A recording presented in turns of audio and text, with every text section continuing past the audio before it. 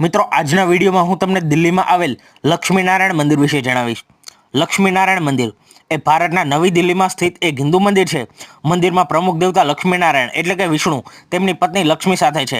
આ મંદિરનું ઉદ્ઘાટન મહાત્મા ગાંધી દ્વારા કરવામાં આવ્યું હતું। ગાંધીજીએ ખાતરી આપી હતી કે મંદિરમાં બધી જાતિના સભ્યોને પ્રવેશ આપવામાં આવે।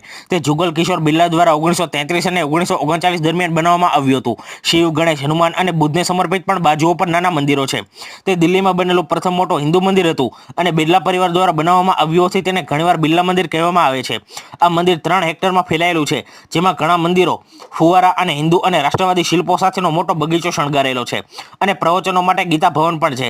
આ મંદિર દિલ્હીના મુખ્ય આકર્ષણોમાંનું એક છે અને જન્માષ્ટમી અને દિવાળીના તહેવારો પર હજારો ભક્તોને આકર્ષે છે।